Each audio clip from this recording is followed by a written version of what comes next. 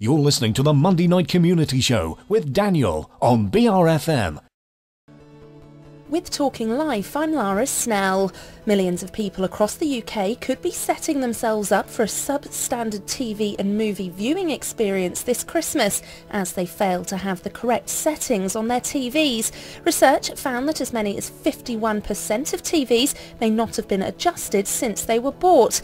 Now, Panasonic have launched the Finer Detail campaign, which aims to help people make the changes to settings, which will enable them to have the experience as the director intended this festive season.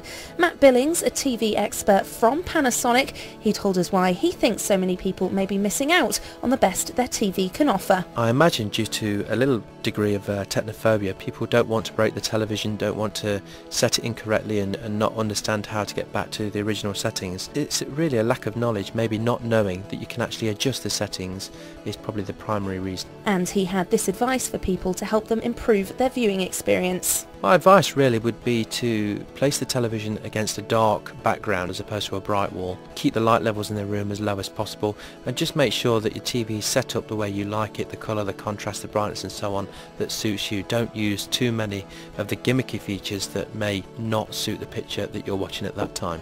The education gap's been highlighted as a new report reveals a third of the UK's top people went to either Oxford or Cambridge universities. What's more, 4 out of 10 went to private schools. The analysis was carried out on over 8,000 people. It hopes to highlight the need for private education to be available to all based on ability, not just finance. And the destruction of the Amazon rainforest has reached its lowest level since monitoring began, according to the Brazilian government. Figures show the level of deforestation dropped by more than a quarter in the 12 months to July this year. They claim the drop is due to the action they're taking against offenders. With Talking Life, I'm Lara Snell. With Talking Money, I'm Lara Snell. It's thought the tough economy could mean quieter streets this New Year's Eve as people shun going out and opt to stay in instead. According to new research, 3/4 think the celebrations will be too expensive and just 1 in 7 says they're planning to head out.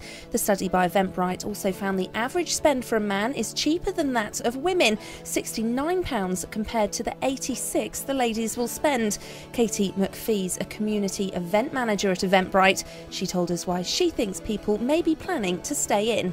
I think people have been scarred from New Year's Eves in the past where they've gone out, spent, £100 and they just haven't had a memorable evening of it. The average person expects to spend around £76 on New Year's Eve. And yeah, there's a lot of money and definitely more than the average night out. And she gave us her top tips for throwing a New Year's party. The best parties I've been to, planned it in advance and just got that solid group of people. Keep everyone together, and if you're doing a bash at home, plan what the midnight moment's going to be, because we've all been at parties where suddenly it's like 3 minutes to 12, the whole house clusters around the television and then that's it. You can get creative, you can take everyone into the garden or something, let off a firework and really make that moment go off with a bang. Offers and promotions in supermarkets may be about to get simpler following an investigation by the Office of Fair Trading.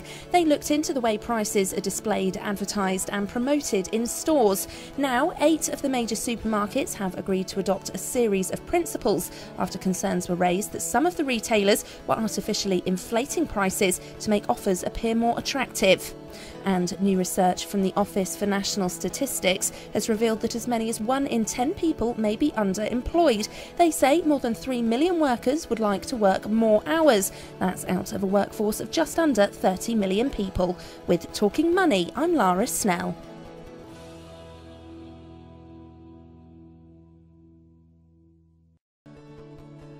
With Talking Health, I'm Lara Snell. Many people with mental illness may be missing out on the care they need for physical illness, according to a study by scientists. A paper found that patients with mental illness were less likely to receive treatments for conditions such as high blood pressure.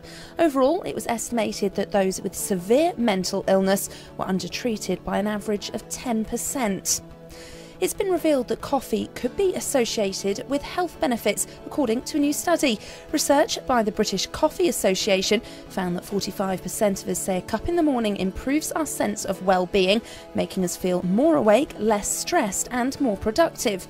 Nutritionist and dietitian Dr. Sarah Schenker explained a bit more about the benefits. I think we do feel guilty about enjoying a cup of coffee because we've been told so many times wrongly that it's bad for us or that the caffeine is bad for us. But in fact, there's lots of health benefits to drinking coffee.